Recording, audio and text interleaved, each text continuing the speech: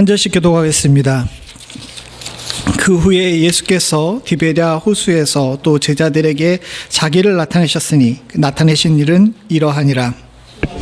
베드로와 디보라 하는 도마가 가릴리에서 나르다니엘 세베대 아들들과 또 다른 제자 둘이 있었더니 시몬 베드로가 나는 물고기 잡으러 가노라 하니 그들이 우리도 함께 가겠다 하고 나가서 배에 올랐으나 그날 밤에 아무것도 잡지 못하였더니 바닷가에서 있으나 제자들은 예수인 줄을 알지 못하는지라. 예수께서 이르시되 얘들아 너희에게 고기가 있느냐 대답하되 없나이다. 이르시되 배로 그러면 대신하시니 물고기가 많아 들 수가 없다. 예수께서 사랑하시는 그 제자가 베드로에게 이르되 주님이시라 하니 시몬 베드로가 벗고 있다가 주님이라 하는 말을 듣고 겉옷을 두른 후에 바다로 뛰어내리더라. 작은 배를 타고 육지에 올라보니 숯불이 있는데 그 위에 생선이 놓였고 떡도 있더라. 시몬 베드로가 올라가서 그물을 육지에 끌어올리니 가득히 찬 큰 물고기가 153마리라. 이같이 많으나 그물이 찢어지지 아니하였더라. 예수께서 이르시되 와서 조반을 먹으라 하시니 제자들이 주님이신 줄을 아는 고로 당신이 누구냐 감히 묻는 자가 없더라. 예수께서 가셔서 떡을 가져다가 그들에게 주시고 생선도 그와 같이 하시니라. 이것은 예수께서 죽은 자 가운데서 살아나신 후에 세 번째로 제자들에게 나타내신 것이니라. 아멘. 오늘은 여러 가지 행사가 있었기 때문에 예배 시간이 많이 늦어졌습니다. 제가 한창 목회를 배울 때 선배 목사님들이 강조하신 것이 있어요. 결혼식, 장례식, 애들 돌잔치가 와서 설교 길게 하면 나쁜 목사래요. 그리고 오늘 같은 날 설교 길게 하면 여러분들이 저를 몹시 미워할 것을 제가 알고 있기 때문에 오늘 말씀은 밀집부터 짧게 준비했고 또 짧게 전하려고 합니다. 여러분들 짧지만 이 말씀을 통해서 여러분들의 삶에 큰 위로가 있기를 간절히 소원합니다. 지난주 우리는 같은 본문으로 실패한 가운데서도 하나님께서 포기하지 아니하시고 당신의 사랑하는 자녀들을 부르시고 기회를 계속해서 허락하시는 문제에 대해서 함께 나눠봤습니다. 그리고 주님께서 우리들에게 진정 원하시는 것은 정죄하는 것이 아니에요. 너 이거 잘못했지 저거 잘못했지 라고 이렇게 하나하나 꼽는 것이 아니라 우리들이 회복되기를 원하고 우리들의 찢어진 그물들이 다시 온전케 되어서 우리가 하나님 앞에서 새로 시작할 때 그 그물이 찢어지지 않는 것을 주께서 원하시는 줄로 믿습니다. 2025년에도 그랬듯이 2026년에도 여러분들의 그물이 절대로 찢어지지 않을 수 있는 축복이 있기를 간절히 소원합니다. 이어서 오늘 말씀 속에서는 주님께서 참 우리들에게 원하시는 것을 더 깊이 알아보려고 해요. 오늘 본문은 아니지만은 20장 마지막에 보게 되게 되면 이 요한이 이 책의 기록의 목적에 대해서 이야기를 합니다. 31절만 보게 되면 오직 이것을 기록함은 너희로 예수께서 하나님의 아들 그리스도이심을 믿게 하려 함이요 또 너희로 믿고 그 이름을 힘입어 생명을 얻게 하려 함이라 라고 이야기를 하면서 요한복음 20장 마지막 30절 31절에 보게 되게 되면 책 마지막에 결론을 내는 것처럼 책을 닫아요. 그래서 사실은 요한복음은 20장까지가 요한복음이라고 할 수 있습니다. 그런데 21장에 있는 것은 여러분들 혹시 소설 같은 거 보게 되면 에필로그라고 알죠? 뒷부분에 붙어있는 브로거 같은 이야기로 이 21장이 붙어있는 거예요. 그러다 보니까 21장의 내용은 굉장히 개인적인 내용입니다. 이곳에서 예수님은 제자들과 어떻게 보게 되면 인간 대 인간으로서 실패한 제자들에게 다가가셔가지고 그들을 회복하는 이야기가 나와요. 그리고 그 내용을 쭉 보게 되면 예수님은 길게 얘기하지 않습니다. 몇 마디 안 되는 말씀과 더 많은 행동으로 무너졌던 제자들을 다시 일으켜 세우시고 저들에게 감사할 제목들을 허락하시는 모습을 보게 됩니다. 오늘은 그 중에서 주님께서 제자들에게 진정 주시고 싶었던 것, 그것이 무엇인지를 보려고 해요. 사랑하는 성도님들, 제자들이 예수님을 세 번째 만난 그날 제자들은 몹시도 혼란스러웠을 겁니다. 혼란의 도가니예요. 참다 못해가지고 기다리다 못해서 이젠 고기나 잡으러 가야 되겠다라고 이야기했던 베드로의 선동에 이 제자들이 우르르 7명이나 바다에 몰려가서 고기를 잡으러 갔습니다. 근데 고기가 안 잡혔죠. 고기가 안 잡혀가지고 허탈한 마음으로 돌아오고 있는데, 돌아오고 있는 이 밤새 헛수고하고 돌아오고 있는 가운데 이 호숫가에서 정체불명의 사나이가 그물을 내리라고 이야기를 하는 거예요. 그물을 오른편에 내리라고 이야기를 하니까 제자들이 과거에 예수님이 우리를 처음 부르셨을 때 그렇게 하셨지라는 추억을 가지고 그물을 내리는데 그물이 가득 차게 된 겁니다. 그제서야 제자들이 멀리서 그분이 예수님이라는 걸 깨닫게 돼요. 그래서 오늘 7절에 보게 되게 되면 주께서 사랑하시는 그 제자 요한 본인입니다. 이 요한복음을 쓴 요한 본인인데, 이 요한 본인이 베드로에게 눈치를 채고 베드로에게 주님이다 라고 이야기를 한 거예요. 그러니까 이 성질 급한 베드로가 이 배를 놔두고 겉옷을 가지고 바다에 빠져가지고 예수님께 쫓아가는 겁니다. 생각을 해보십시오. 그물에 물고기가 많이 잡혔어요. 7명이 붙잡아도 이 그물이 올라가려고 하는데 이 베드로가 어떻게 한 겁니까?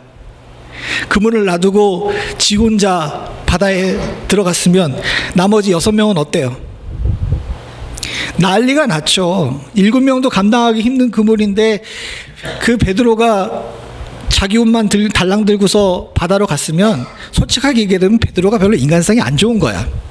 같이 져야 되는데 그냥 지 혼자 막 급하니까 막 뛰어든 겁니다. 그만큼 그들이 정신이 없는 거예요. 제자들도 결국은 어쩔 수 없이 그 그물을 배 위로 끌어올릴 수가 없었습니다. 그래서 결국 그들이 취한 방법은 뭐냐 하게 되면 배에 달려있는 작은 배를 내려가지고 이 그물을 해안가 가까이로 끌어올리는 거예요. 그래서 8절에 보게 되면 다른 제자들, 나머지 6명의 제자들이죠. 육지에서 거리가 불과 50간쯤, 그러니까 한 100m 정도 되는 작은 거리를 이제 작은 배를 타고 물고기 든 그물을 끌고 온 겁니다. 저기까지는 큰 배가 이렇게 가까이 될 수 없을 만큼 해안이 낮았는데 이걸 어떻게 할 수가 없으니까 작은 배를 내려가지고 6명이서 그 배를 이제 해안가까지 끌고 들어온 거죠. 한마디로 이야기하게 되면 정신이 없는 상태입니다. 이들은 지금 혼란의 도가니예요. 어떻게 해야 될 줄을 모르고 많은 일들이 한꺼번에 이루어지고 있는 가운데 있으니까 7명의 제자들이 뭔가를 제대로 할 수가 없어요. 그러다가 결국은 예수님 앞에 돌아왔는데 그들이 예수님 앞에서 본 것은 뭐냐 하게 되면 7절에 9절 같이 봅니다. 시작.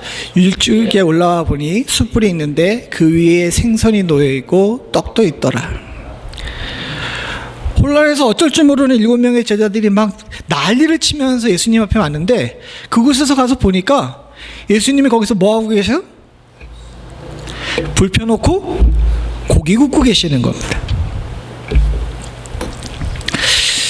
말씀의 성취를 기다리지 못하고 밤새도록 바닷가 나가서 헛수고했던 제자들을 위해서 예수님께서 손수 음식을 준비하고 있는 거예요. 우리는 종종 이때 예수님께서 그 잡은 물고기 153마리라는 그 물고기를 제자들에게 구워주신 것이라고 생각하는데 오늘 본문에서 눈치를 채셨겠지만 그 153마리 없어도 이미 주님께서는 그들이 먹을 생선과 떡을 다 준비해 놓고 계신 겁니다. 사실 제자들은 민망했을 거예요. 그리고 후에 베드로와 예수님께서 나눈 말씀을 통해 대화를 통해서도 알 수 있지만 제자들은 예수님이 굉장히 불편해졌습니다. 왜냐하게 되면 십자가에 못 박히기 전에 예수님과 십자가에 못 박히셔가지고 부활한 다음에 예수님은 너무 다른 거예요. 그 전까지는 예수님은 그냥 랍비셨어요. 가까이 있는 친구 같은 선생님이었고 나이 차이도 별로 안 나는 친구 같은 선생님이었고 심지어 요한 같은 경우에는 마지막 만찬 때 예수님의 품에 안겨가지고 밥 먹었어요. 너무 사랑해가지고. 그리고 베드로와 다른 제자들도 마찬가지지만 예수님이 가르치는 이야기가 자기 마음에 안 들게 되면 어떻게 합니까? 선생님 그건 아닌 것 같은데요 라고 이야기를 하면서 막 도전했습니다. 근데 십자가에서 못 박히시고 난 다음에 부활하신 예수님은 이제 누구도 부정할 수 없는 메시아인 거예요. 하나님의 아들인 겁니다. 제자들 입장에서 보게 되면 본인들이 배반했기 때문에 불편하기도 하지만, 불편해요 안 불편해요? 인간인 예수님과 하나님의 아들인 예수님은 너무 다르게 느껴지는 거예요. 차마 가까이 갈 수가 없습니다. 그래서 멀리서 예수님이라는 걸 깨달았는데도 불구하고 베드로가 먼저 뛰어내려가지고 예수님을 만나러 넘어갔는데도 불구하고 예수님과 한마디 대화도 못하고 있어요. 뒤에서 6명의 제자들이 올 때까지 멀뚱멀뚱 예수님 앞에 서 있던 겁니다. 그런데 그런 가운데 예수님이 음식을 하고 계시네. 유대 전통에 보게 되면 하나님의 사자나 하나님을 보게 되면 죽습니다. 그렇지 않아요? 성경의 많은 부분에서 그렇게 얘기를 하잖아요. 근데 지금 제자들은 하나님의 아들이, 주는 그리스도시요 살아계신 하나님의 아들입니다라고 자신의 입으로 고백했던 그분이 하나님의 아들로서 자신 앞에 서 있는데 뭐 하고 있어요? 예? 뭐 하고 있어요? 고기 굽고 있어요. 손수 불을 피우시고 떡과 생선을 굽고 계신 겁니다. 여러분, 세상에 하나님의 아들이 직접 구워주시는 생선 맛있을까요? 안 맛있을까요? 지금이야 농담처럼 얘기하지만 저 상황이 제자들한테는 너무너무 당황스러웠을 겁니다. 근데 더 놀라운 것은 뭐냐 하게 되면 주님께서 다 준비해 놓고 계셨다는 거예요. 우리는 이 말씀을 통해서 주님 하나님께서 진정 원하시는 것, 예수님께서 진정 원하시는 것이 무엇인지를 좀 깨달아야 합니다.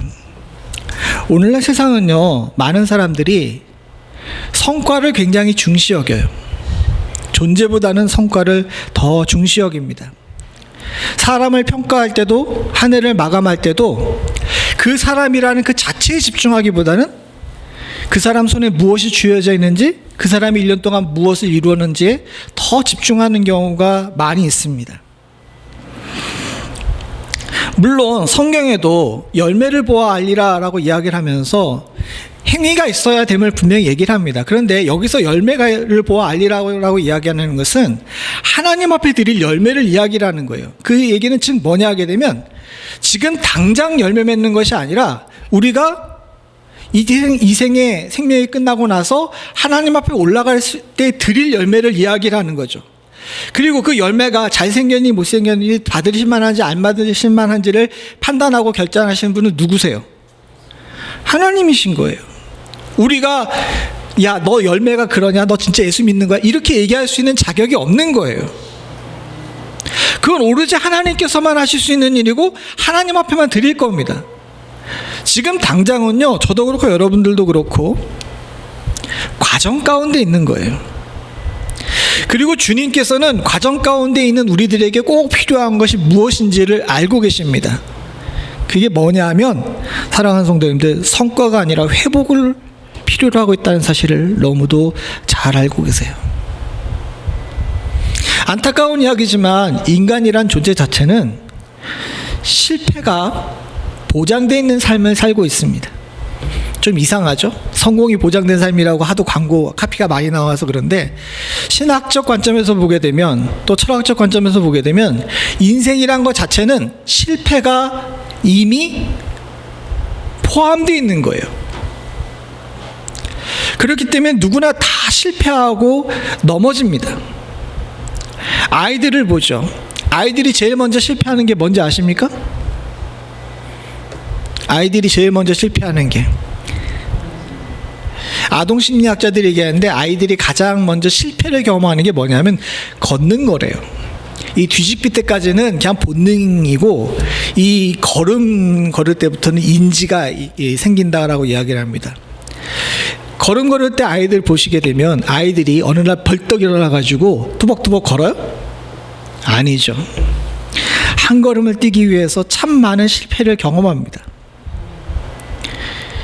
우리 인생에 커서도 마찬가지입니다. 이제 나이처럼 걷는 거 잘한다고 장담하고 계시지만 생각해 보게 되면 우리가 다 커서 심지어는 나이 많아서 하나님 앞에 가는 그 순간까지 우리는 자꾸 넘어지죠.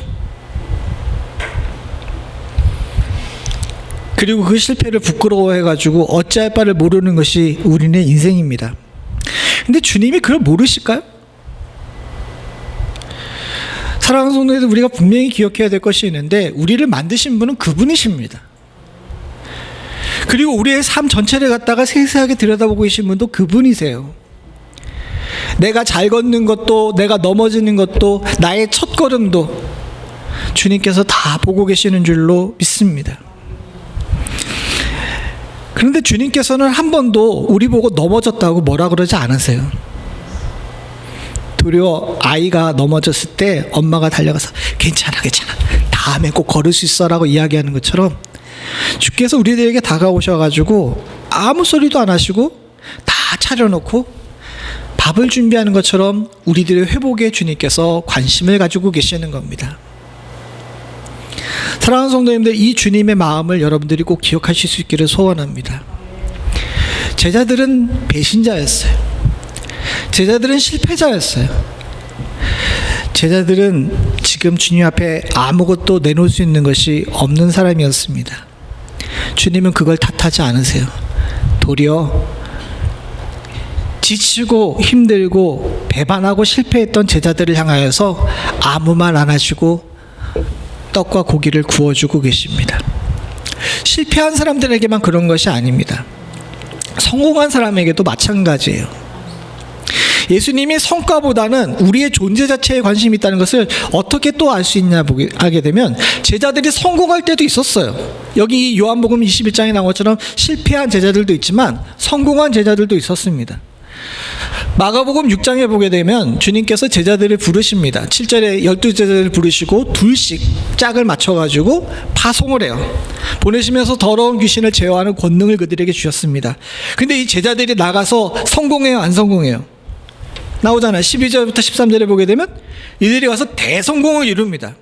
제자들이 나아가서 회개하라 전파하고 많은 귀신을 쫓아내며 많은 병자에게 기름을 발라 고치더라 라고 이야기를 합니다. 이때 얼마나 큰 성공을 거뒀는지 이 12명의 제자들, 6그룹으로 나눠졌던 제자들이 한 무리씩 몰고 와요.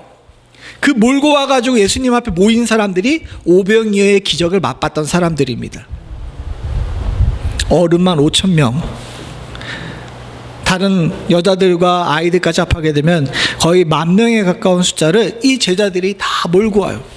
제자들도 너무너무 기뻤어요. 처음으로 나가가지고 전도하고 권능을 행했는데 병자들이 벌떡 일어나고 귀신들이 쫓아나요. 제자들 입장에서 보게 되면 막 신났겠죠. 그래서 어떻게 했냐 하게 되면 이들이 예수님 앞에 쫓아와가지고 뭐라고 얘기해요? 30절 같이 봅니다. 시작. 사도들이 예수께 모여 자기들이 행한 것과 가르친 것을 낱낱이 고하니.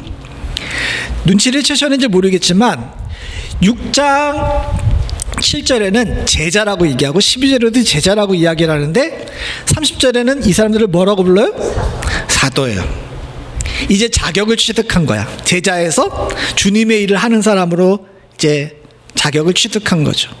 그리고 자신들이 행한 일이 너무너무 기쁘고 또 예수님께 칭찬받고 싶으니까 어떻게 얘기했냐면 낱낱이 주님 앞에 고한 겁니다. 다른 성경에 뭐라고 했냐면 세세하게 모든 일을 보고했다라고 이야기를 해요. 주님 앞에 왜 그랬을까? 성공했거든. 그게 자랑하고 싶은 거야.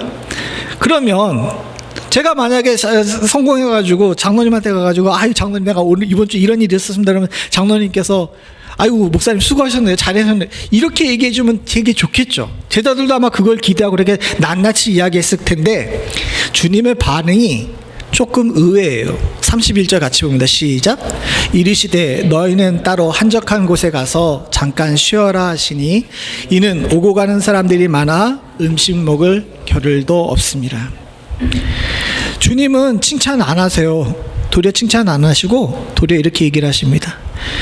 야 가서 쉬어라, 먹고 쉬어라 라고 이야기를 하시는 거예요. 주님의 관심은 화려한 성과에 있는 것이 아니라 제자들 그 자체에 관심이 있었던 겁니다. 그리고 그들의 쉼과 회복, 무엇보다도 그들이 먹을 밥이 중요하셨던 거예요. 사랑하는 성도님들, 우리들에게도 마찬가지입니다. 여러분들이 열 한 해 동안 어떤 성과를 쥐고 계시는지 모르겠어요. 그러나 주님께서 진정 관심 있으신 것은요, 여러분들이 쥐고 있는 그것이 아니라 여러분들 그 자체라는 사실을 잊지 마시기를 부탁을 드립니다. 이것이 구약의 정신이고 이게 신약의 정신이에요. 구약에서 주님께서, 하나님께서 그렇게 말씀하셨죠. 순종이 제사보다 낫다고. 뭘 쥐고 와가지고 나한테 뭘 드리느냐가 중요한 게 아니라 내 존재 자체가 하나님을 인지하고 하나님의 말씀대로 따르는 것이 주님에게는 더 큰 관심이 있는 거예요.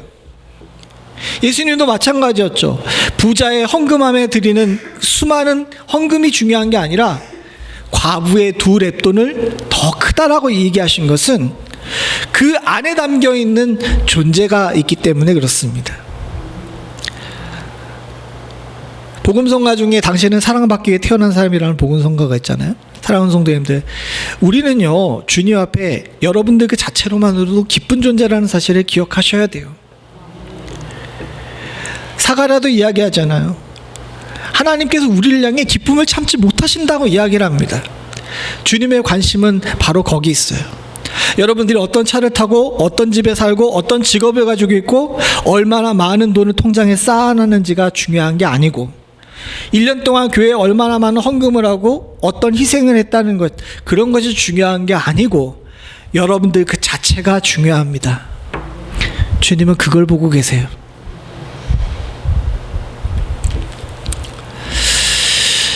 혼란스러운 제자들을 주님께서는 이제 정돈을 하십니다. 어떻게 정돈하셨냐 하면 가가지고 너희들 잡은 물고기를 가져오라고 이야기를 합니다. 워낙 애들이 얼어 있는 거야.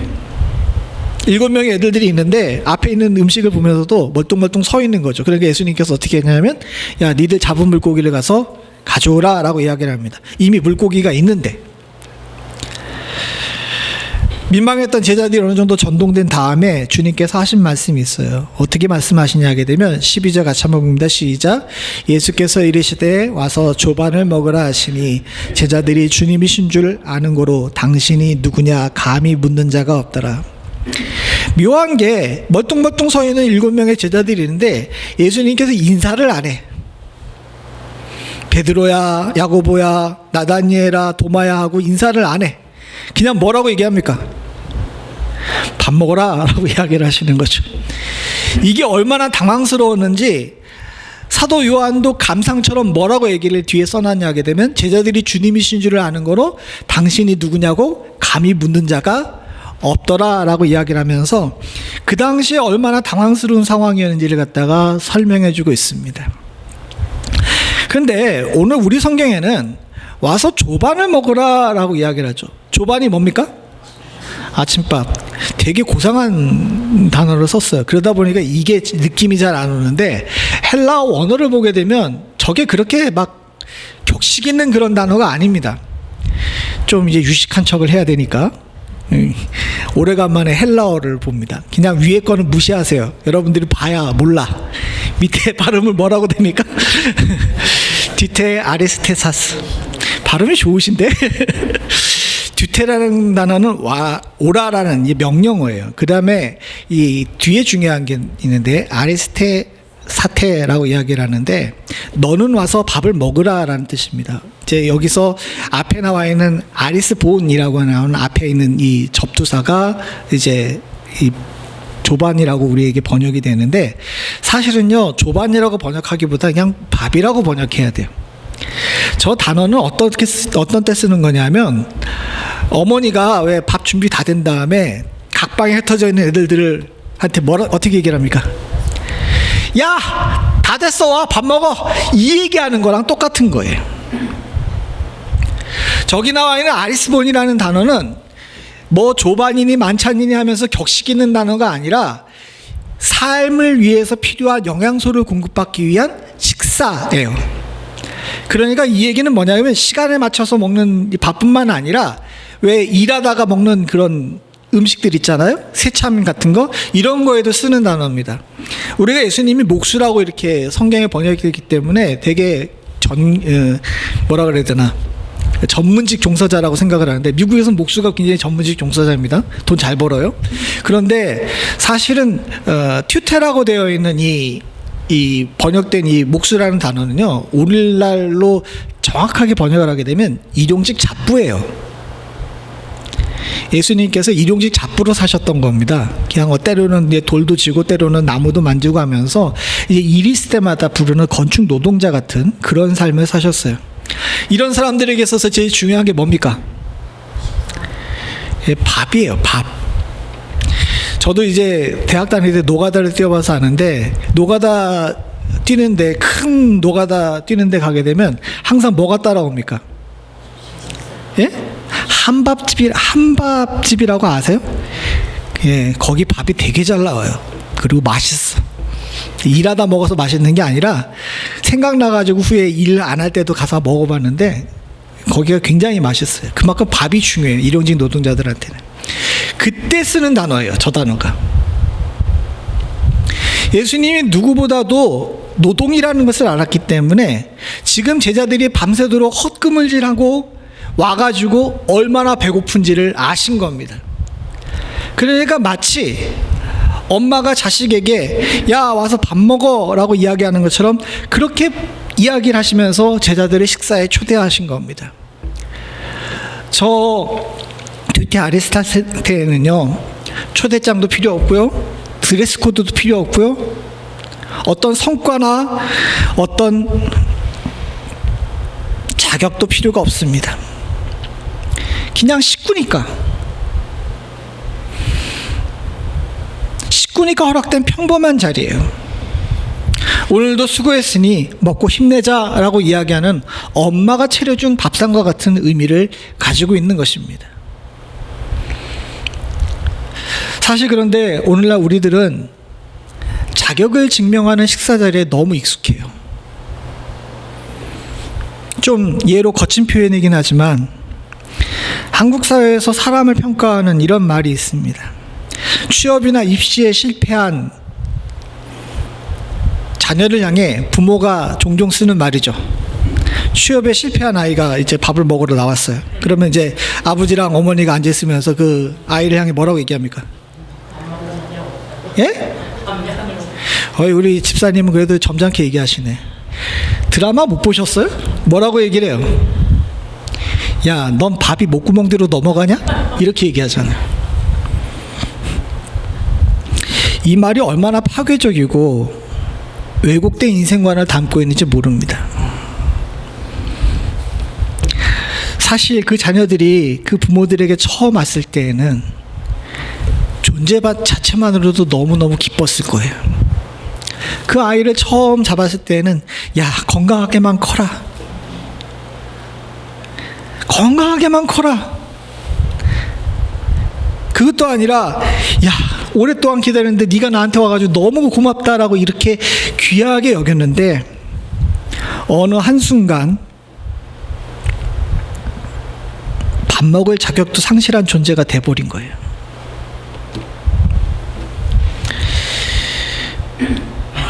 비단 이런 예뿐만 아니라 우리 스스로에게도 그렇습니다. 때로 음식을 앞에 두고서 내가 이걸 먹을 자격이 있나? 이렇게 생각하는 때도 있죠. 실패한 사람들에게는 따뜻한 밥상 하나에도 인색한 것이 오늘날 세상인지 모릅니다. 그런데 주님의 식탁은 달라요. 주님의 밥상은 허탕치고 허둥대고 지쳤고 배신자의 멍에를 들고 예수님 얼굴조차도 제대로 못 보는 자들을 향해서도 차려집니다. 왜냐하면요, 주님의 식사는 심판의 자리가 아니라 먹고 힘내서 관계를 회복하는 자리이기 때문에 그래요. 주님은 제자들과 우리들에게 지금 이렇게 얘기하고 계시는 겁니다. 밥은 먹고 다니니? 밥 먹자. 먹고 힘내서 다시 시작해보자. 사랑하는 성도님들과 제게 이 말씀이 위로가 되고 힘이 되고 또 다른 감사의 제목이 될 수 있는 축복이 있기를 소원합니다. 오늘날 교회에서마저도 성도들의 자격을 따지면서 그렇게 구분하고 누군가를 손가락질하는 경우가 많이 있습니다. 성도 자신들의 자체 검열도 있죠. 원래 교회는요, 세상에서 실패한 사람들이 모이는 곳입니다. 아니에요? 근데 교회 열심히 다니다가도 실패하면 어떻게 합니까? 오늘 어떻게 해요? 예? 교회 안 나와요. 제가 한창 젊을 때 청년 목회할 때가 있었는데 칠수하는 친구를 봤어요. 칠수하는 친구. 공부를 열심히 잘하는 친구였는데 칠수를 내요. 왜 칠수를 하냐면 엄마가 꼭 의대를 가야 된다 그러거든. 딱 10.5점씩 모자라가지고 의대를 못 가는 거야. 첫 두 해는 재수하고 삼수할 때까지만 해도 교회를 나왔는데 그 다음서부터는 애가 교회를 안 나와요. 언제 다시 교회를 나왔을까? 칠수 후에 붙었거든. 교회를 나와요. 제가 막 야단을 쳤어요. 그 권사님 어머니한테도 야단을 치고 그 친구한테도 야단을 쳤는데 제가 아마 그때 너무 젊어가지고 겁이 없었나 봐.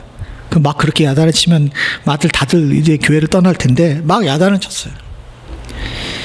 주님이 언제 너 성공한 다음에 부르시디?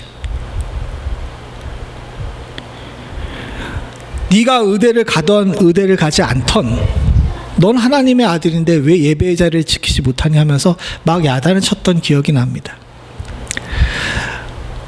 오늘 우리 바뀌어야 돼요. 주님께서 진정 원하시는 것은요, 실패했다고 도망가는 사람이 아니라 실패해도 주님 앞에 나가가지고 주님이 준비하신 식사를 먹으면서 주님께서 밥 먹고 다시 시작하자 그럴 때 예 주님 먹고 힘내서 다시 시작하겠습니다 라고 이야기하는 그런 자들을 주께서 찾으시는 줄로 믿습니다. 제자들도 염치가 있어가지고 그걸 못해요. 주님께서 와서 밥 먹으라 그러는데 밥을 먹어요 못 먹어요? 지금 이 그림이 어떻게 되냐면 앉아가지고 주님께서 숯불에다가 고기를 굽고 계시는데 제자들 7명이 뻘쭘하게 서 있는 거야. 와서 밥 먹어라라고 이야기했는데 이 사람들이 와서 밥 먹어요 안 먹어요? 안 먹고 서 있는 거야. 그러니까 주님께서 어떻게 하셨냐면 13절에 보게 되면 예수께서 가서 떡을 가져다가 그들에게 주시고 생선도 그와 같이 하시니라 라고 이야기를 했는데 저건 우리 성경이고 번역이 너무 뭐라 그래 점잖게 되어 있어요. 공동 번역에는 어떻게 번역이 되어 있냐면 밑에 한번 같이 읽어보죠. 시작. 예수께서 제자들에게 가까이 오셔서 빵을 집어주시고 또 생선도 집어주셨더라. 뻘쭘하게 서가지고 어쩔 줄 모르고 있는 제자들한테 주님께서 직접 가셔가지고 빵과 고기를 갖다가 손에다가 쥐어주신 겁니다. 먹고 힘내서 다시 시작하자고. 사랑하는 성도님들, 주님 앞에 창피한 게 어딨어요. 주님께서 저렇게까지 우리를 사랑하시는데 차마 못 집어먹겠다고 그렇게 하실 때 주님께서는 왜 못 집어먹어라고 이야기를 하면서 엄마처럼 숟가락을 손에 쥐어주시고 그마저도 안 하면 밥을 떠서 우리 입에다 넣어주시는 줄로 믿습니다. 그런 주님이 여러분들의 감사의 제목이 될 수 있었으면 좋겠습니다. 저에게는 사랑하는 동생이 있어요. 지금 한국에서 목사인데 이 친구가 군대를 간 때가 있었습니다. 저보다 먼저 군대를 이제 간다고 논산에 갔는데 논산에 갔다가 3일 만에 돌아왔어요. 논산에 가가지고 훈련소에서 신체 검사를 받았는데 얘가 결핵이 나온 거야. 이제 결핵이 나와가지고 결핵균이 나온다고 그래가지고 집에 이제 돌아갔습니다. 너무 낙심을 한 거죠. 집에서 어머니 아버지와 저와 이제 제 동생이 한 식탁에서 이제 밥을 먹고 있는데 이 친구가 식탁에 앉아가지고 같이 밥을 먹고 있는데 그때는 밥상이었죠. 밥상에 먹고 있는데 그냥 하얀 맨밥만 먹는 거예요. 지 딴에는 본인이 결핵보균자니까 내가 이 식탁에서 같이 밥 먹는 것 자체도 불편했겠죠. 그런데 제가 너무 화가 나는 거예요. 같은 식구인데. 그래서 제가 그 친구의 숟가락을 뺏어가지고 앞에 있는 된장국에다가 막 휘저은 다음에 손에 쥐어줬어요. 야 임마 먹어.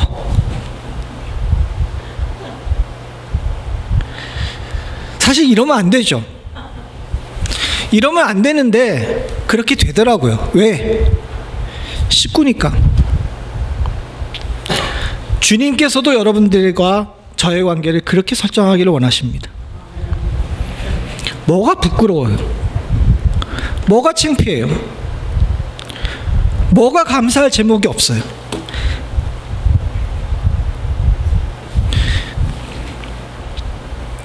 그게 주님 앞에는 하등 관심의 대상이 아닙니다. 그냥 우리 그 자체, 여러분들과 제 모습 그대로 주님께서 받기를 원하시고 계시는 줄로 믿습니다. 주님은 우리를 위해 손수 밥상을 차리시고 밥은 먹고 다니냐? 밥 먹자라고 이야기를 하시면서 직접 음식을 손에 쥐어주시고 회복시켜 주시는 분이십니다. 오늘 이 감사절에는요, 여러분들에게 1년 동안 주신 여러 가지 은혜에 대해 감사하는 것도 중요하지만 이런 주님이 나의 주님이심을 감사할 수 있는 은혜가 있기를 소원합니다. 그것만으로도 우리에게는 감사할 이유가 충분한 줄로 믿습니다. 부디 오늘 감사주일은 성과가 아닌 여러분들의 존재 자체만으로 기뻐하시는 주님을 만날 수 있는 축복이 있기를 간절히 소원합니다. 같이 기도하시겠습니다. 하나님 아버지, 우리들의 손에 무엇이 쥐어 있든지 주님은 우리만 바라보고 계신다는 사실을 다시 한번 말씀을 통해 보게 됩니다. 밤새도록 수고하였지만 아무것도 손에 쥐지 못한 제자들, 또 많은 것을 이루고 주님께 자랑하기를 위해서, 칭찬받기를 위해서 뛰어온 제자들 모두에게 와서 쉬어라, 같이 밥 먹자라고 이야기하시는 주님이 바로 지금 나의 하나님이시고 나의 주님이심을 감사할 수 있는 저희들 되게 하여 주시옵소서. 참 인간인지라 뭘 쥐고 뭘 입고 뭘 뒤집어 쓰고 있는지를 중요하게 여기고 있고, 숫자로 계량되고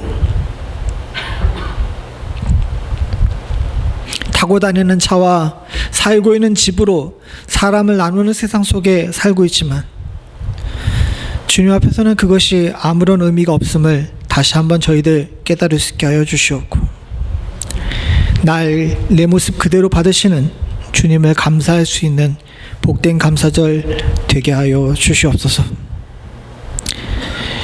이런 주님이 내 곁에 계시는 것 하나만으로도 우리에게 감사의 제목이 넘침을 고백하오며 모든 말씀 예수님의 이름으로 기도드리옵나이다.